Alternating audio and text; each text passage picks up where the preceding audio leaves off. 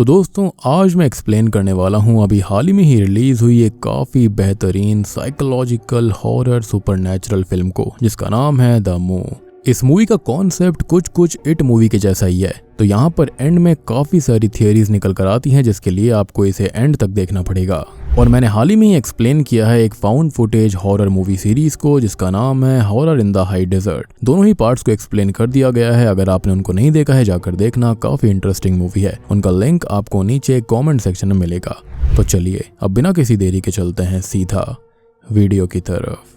तो मूवी की शुरुआत होती है 1996 यानी कि 1996 में इंग्लैंड के ही एक इलाके यॉर्कशायर को दिखाते हुए, जहां पर दो बच्चे होते हैं जिनके नाम क्लेयर और डैनी था, जो कि बचपन से ही काफी अच्छे दोस्त हैं। लेकिन उनकी एज में 2-3 साल का अंतर होता है, मतलब कि क्लेयर डैनी से थोड़ी बड़ी है। अब वो दोनों एक मॉल में जाते हैं जहाँ पर क्लेयर कहती है कि वो उसे मुफ्त में टॉफी लाकर दिखाएगी और डैनी को बस शॉपकीपर को संभालना पड़ेगा, जिस पर वो पहले थोड़ा सा हिचकिचाता है लेकिन टॉफी के लालच में वो मान जाता है। अब क्लेयर तो स्टोर से टॉफीज को चुराने लगती है और डैनी शॉपकीपर को उलझाने के काम में व्यस्त हो जाता है। अपना काम करके क्लेयर वहां से निकल जाती है, लेकिन गेट पर कोई आदमी आता है जिससे कि वो थोड़ी सी डर जाती है और जल्दी में बाहर निकल जाती है। अब वो शॉप के साइड में जाकर अपनी टॉफी खाते हुए डैनी का इंतजार कर रही थी, लेकिन वो नहीं आता और उसे साइड में थोड़ी ही दूरी पर किसी की प्रेजेंस फील होती है, जिससे कि वो इंटरैक्ट करने की कोशिश करती है, लेकिन वहां से कोई भी जवाब नहीं आता। अब वो वापस शॉप पर जाती है और डैनी को ढूंढती है, लेकिन वो उसे नहीं मिलता और शॉपकीपर से पूछती है कि वो कहाँ पर है, जिस पर शॉपकीपर कहता है कि वो बच्चा अपने डैड को ढूंढ रहा था, शायद वो आकर उसे ले गए।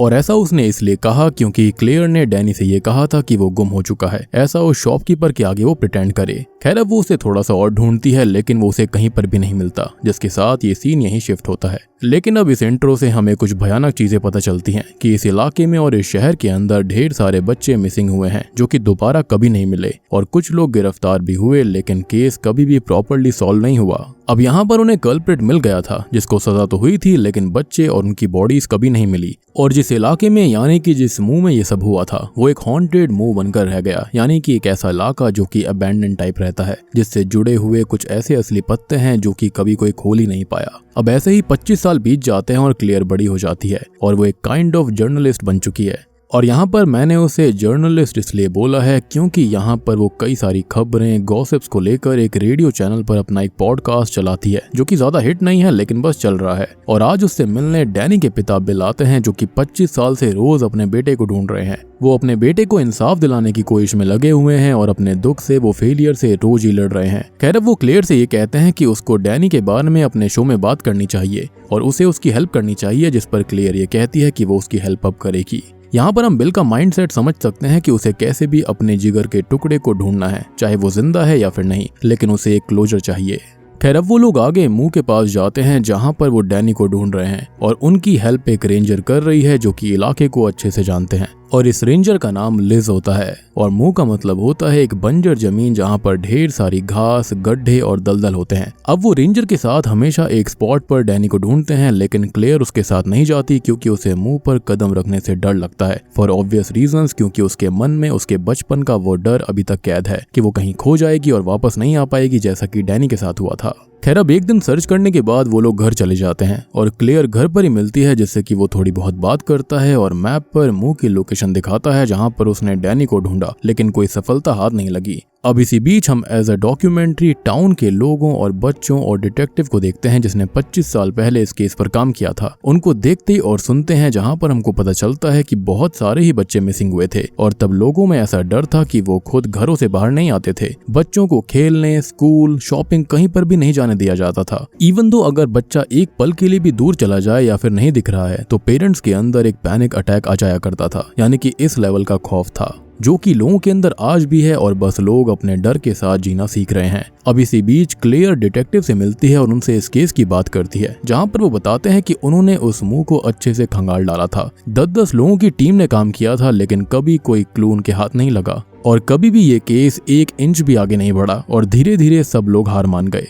अब क्लेयर उस मुंह का मैप डिटेक्टिव को दिखाती है कि बिल डैनी को कहां पर ढूंढ रहा है और पूछती है कि डिटेक्टिव ने तो ये पूरी मुंह देखी भी थी, जिस पर डिटेक्टिव शॉक से ये पूछते हैं कि वो यहाँ पर क्यों ढूंढ रहे हैं और अब डिटेक्टिव का शॉक क्लेयर तक भी आता है और वो ये पूछती है कि ऐसा क्यों है। तो अब वो पूरा ही मैप दिखाकर ये बोलते हैं कि ये मुंह असल में बहुत ही ज्यादा बड़ी है, कई किलोमीटर्स में फैली हुई है। और ये सुनकर तो क्लेयर को धक्का लगता है। अब वो घर आती है तो बिल एक साइकिक के साथ था और वो साइकिक उसे एक लोकेशन बताता है कि डैनी यहाँ पर मिल सकता है और इसलिए वो उस लोकेशन को ही सर्च कर रहा था। अब क्लेयर उसे कन्फ्रंट करने का सोचती है लेकिन उससे कुछ पूछती नहीं है और अगले ही दिन वो लोग उस मुंह पर जाते हैं और आज पहली बार क्लेयर उस मुंह पर कदम रखती है। वो अपनी चेस्ट पर एक कैमरा भी लगाती है और रेंजर और बिल के साथ आगे बढ़ जाती है। अब आगे जाने पर धीरे धीरे उसका डर बढ़ता जा रहा था और काफी देर चलने के बाद उनको एक जगह पर एक पिट मिलती है जिसके अंदर उन्हें डैनी का शू मिलता है जिसको बिल एक बैग में रख लेता है। अब वो लोग वापस आने लगते हैं लेकिन क्लेयर को लगता है कि वो खो गए हैं, जिससे कि वो बहुत ही ज्यादा पैनिक करने लगती है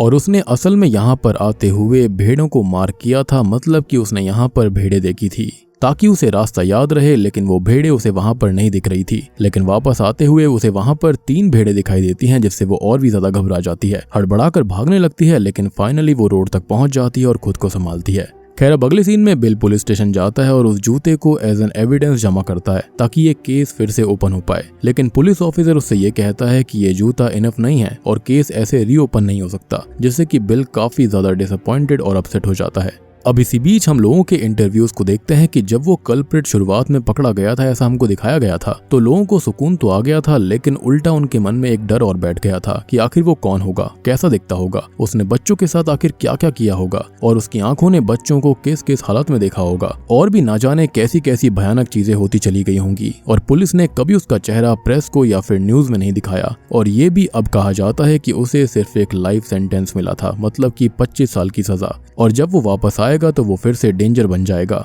और डिटेक्टिव को लगता है कि उनकी इन्वेस्टिगेशन में कोई कमी थी, इसलिए उसे खाली लाइफ सेंटेंस मिली। और शायद इसलिए वो नहीं चाहते थे कि ये केस रीओपन हो ताकि उनकी गलतियां छुपे की छुपी रहें। और शायद से वो इसलिए ही नहीं चाहते थे कि ये केस रीओपन हो जाए जिससे कि उनकी गलतियां बाहर आ जाती।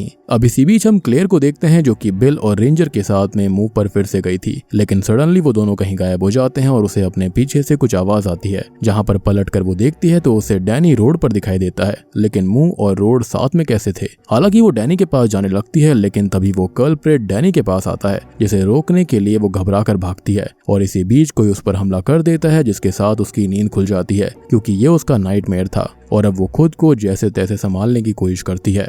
अब हम बिल और क्लेयर को देखते हैं जो कि उस साइकिक एलेक्स से बात करते हैं जो कि ये कहता है कि उससे जो हो सकता था उसने किया और वो डैनी की चीजों से थोड़ा बहुत ही जुड़ सकता था। लेकिन बिल अभी भी सेटिस्फाइड नहीं होता और तभी एलेक्स अपनी बेटी एलेनोर को बुलाता है जो कि खुद एक साइकिक होती है लेकिन उससे काफी ज्यादा शक्तिशाली, यानी कि वो खाली चीजों के दम पर जुड़ नहीं सकती थी बल्कि वो लोगों की मेमोरीज को पकड़ सकती थी, उनके ऑरा को छू सकती थी, उनकी सोल से एक हद तक जुड़ सकती थी, जो कि अब ये काम करने के लिए एग्री हो जाती है। हालांकि एलेक्स उसे इन सब चीजों में ऐड नहीं करना चाहता था लेकिन वो खुद से ही हेल्प करना चाहती है। खैर अब वो अपना सेशन शुरू करती है जिसे शुरू में तो कुछ भी फील नहीं होता, लेकिन बाद में वो डैनी के जूते को टच करती है और उसको एक प्रेजेंस फील हो जाती है जिसके दम पर वो एक लोकेशन को मार्क करती है। अब अगले दिन वो सब वहां पर जाते हैं और रास्ते में क्लेयर एलेनोर से बात करती है, यानी कि इस मुंह के बारे में। तो वो ये बताती है कि ये मुंह ऐसे फील हो रहा है जैसे कि वो उनको कुचलना चाहता हो, सीधा मतलब है कि ये मुंह उनको वहां पर रुकने नहीं देना चाहता है। अब वो सडनली एक लड़की को फील करने लगती है और उससे बात करने की कोशिश करते हुए बताती है कि वो लड़की डरी हुई है, किसी से छुप कर भाग रही है। वो उस लड़की से बात करने की कोशिश करती है और उसे साथ चलने को बोलती है और उसके पेरेंट्स के बारे में पूछती है, लेकिन ये लड़की ये कहती है कि उसे उसके पेरेंट्स याद नहीं है, उसे बस अंधकार याद है, यानी कि डार्कनेस याद है।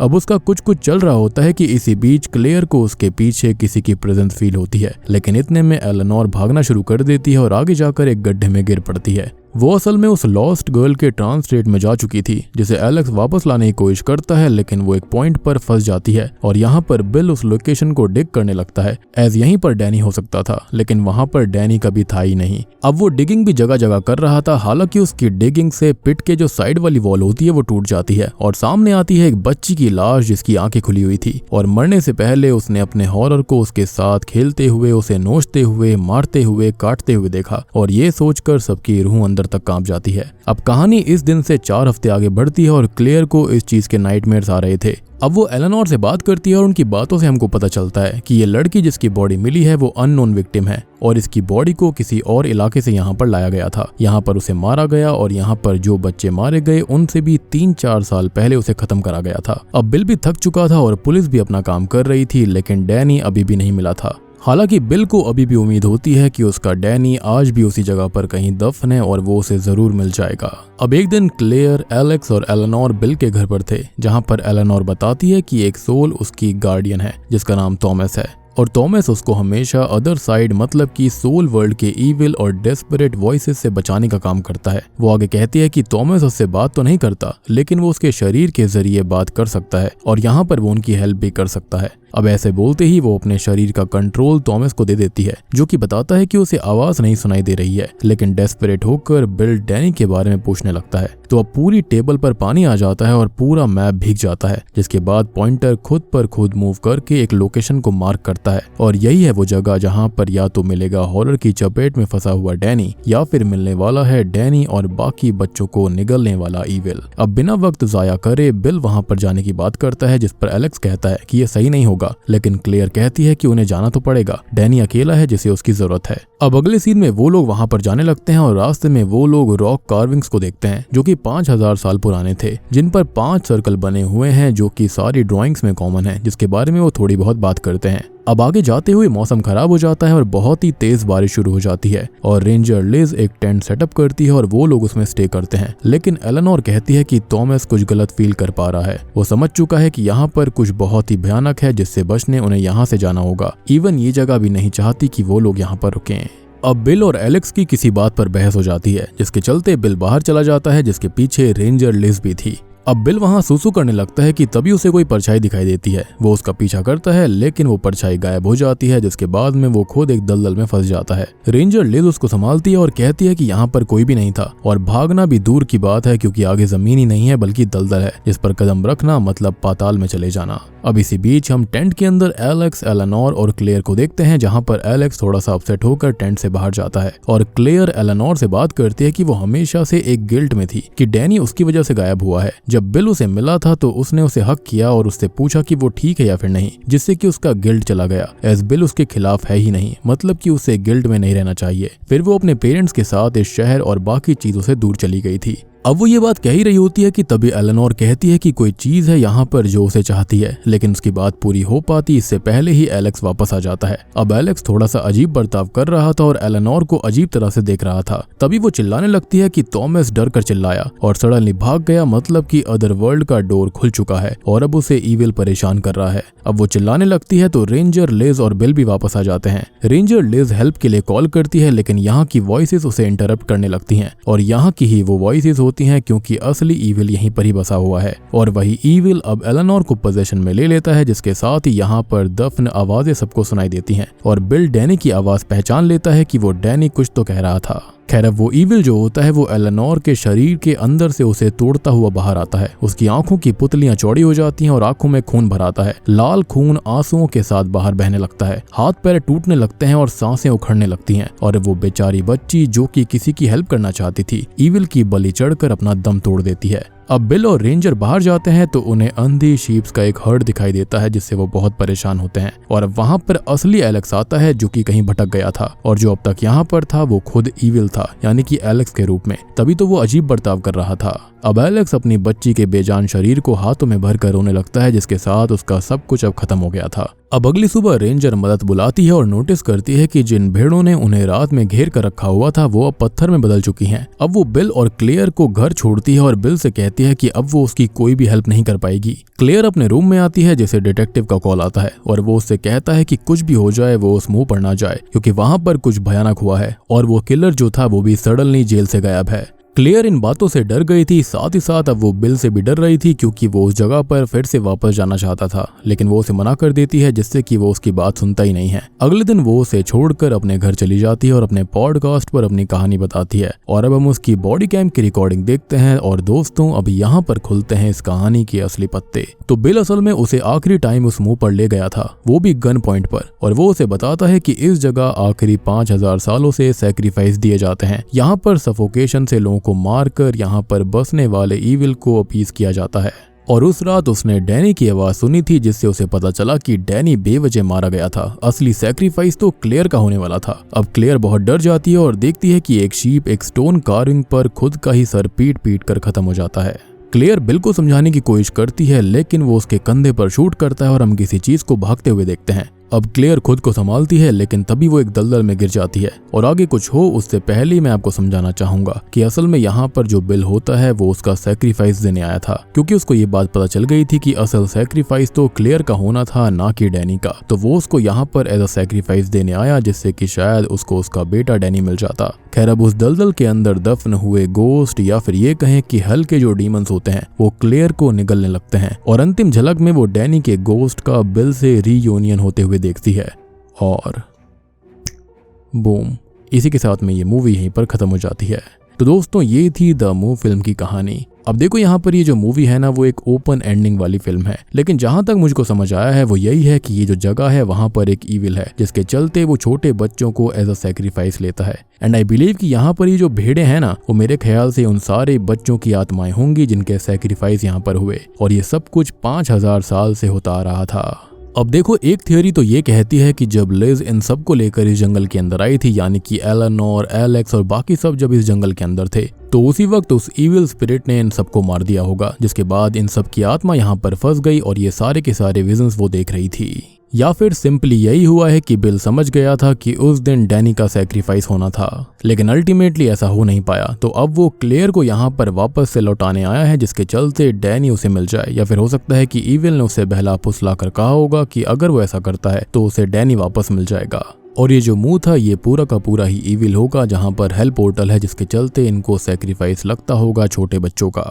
अब जैसे यहाँ पर एलेनोर एक स्पेशल चाइल्ड थी, जिसके चलते वो ईविल खुद उसको लेने आया था, उसकी सोल को वो लेकर चला गया। और देखो, अब तक यहाँ पर लड़कियों की लाशें मिली थी। स्टार्टिंग में एक लड़की की लाश मिली, फिर यहाँ पर एलेनोर का सैक्रिफाइस हुआ, जिसके बाद में हमको एक और बात पता चलती है कि डैनी की जगह क्लेयर का सैक्रिफाइस होना था। तो माइट भी जो किलर है या फिर ये डीमन जो है वो हमेशा से लड़कियों का ही सैक्रिफाइस चाहता होगा, ना कि लड़कों का। तो दोस्तों, ये थी द मूव फिल्म की कहानी। उम्मीद करता हूँ कि आपको पसंद आई होगी। अब देखो, इसकी ओपन एंडिंग है, तो यहाँ पर कुछ भी थियोरी वगैरह आप खुद से ऐड कर सकते हो। बाकी आप लोग बताना कि आपको क्या लगता है कि उन बच्चों के साथ में या लड़कियों के साथ में क्या हुआ होगा। उनको ईविल ने लिया है या फिर उनको किसी किलर ने मारा है। लेकिन किलर इतना कुछ कर नहीं सकता, यहाँ पर पक्का कुछ ना कुछ सुपर नेचुरल एंटिटी या फिर डीमन जरूर इन्वॉल्व था। तो वीडियो पसंद आई हो तो लाइक कर देना, चैनल के ऊपर नए हैं तो सब्सक्राइब कर लीजिए। तो मैं आप सबको मिलता हूँ अगली वीडियो के साथ में, तब तक के लिए